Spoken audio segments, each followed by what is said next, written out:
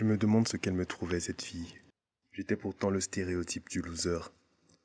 Un mec banal, avec peut-être la tête pleine, mais les poches vides, qui suit le cours de sa vie ennuyeuse dans laquelle rien de spécial n'arrive jamais. Du moins, jusqu'à ce jour-là. Le portefeuille, je l'ai trouvé dans la rue par hasard. À ma grande surprise, il était vide. Aucune information sur son ancien propriétaire. Je ne saurais pas trop dire quoi, peut-être bien la fermeture, mais quelque chose m'a blessé.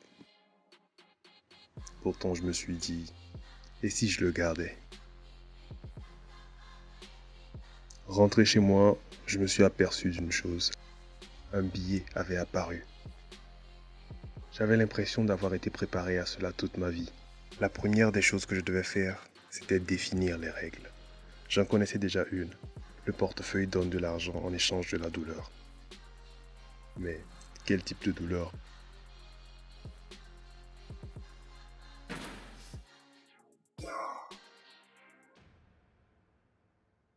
Non, ça aurait été trop simple. Ah, ma petite sœur. Tout va bien, c'était que son but. Mais t'as quoi? Qui t'a demandé toi? Retourne dans ta chambre! Je savais que j'y étais allé un peu trop fort, mais bon.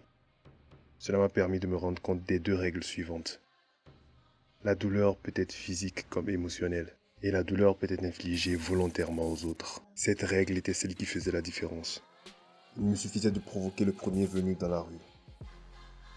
Ma condition physique assez bonne me permettait d'en venir à bout facilement. Il fallait que je détruise des liens. Ça fait 2 ans que nous sommes ensemble.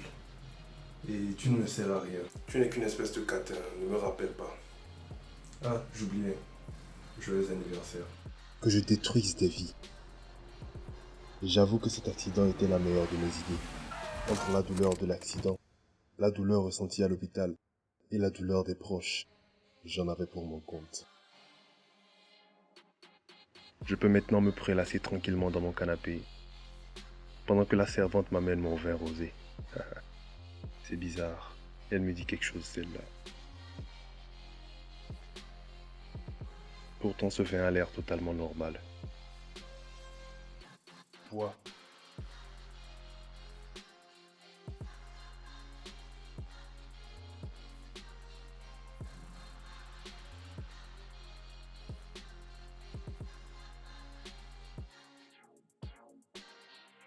Va-t'en. C'est sûrement juste de la paranoïa. Il doit y avoir plein de personnes qui m'en veulent quand même.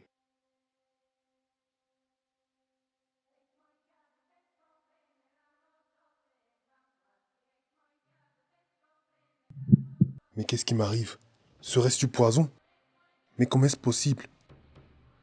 Elle a goûté ce vin.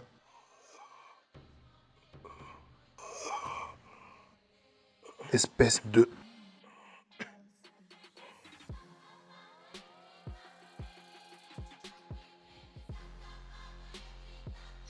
Idiot. Il a enfin eu son compte.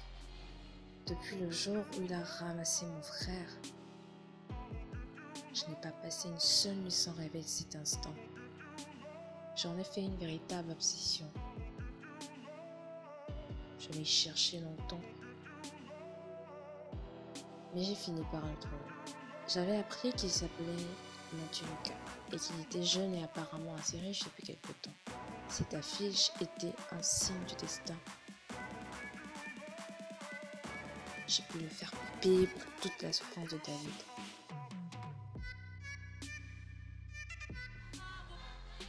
Imbécile. Il n'aura plus besoin de ça.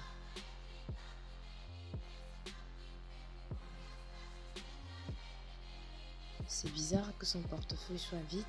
Aïe! Mais ce billet vient d'apparaître.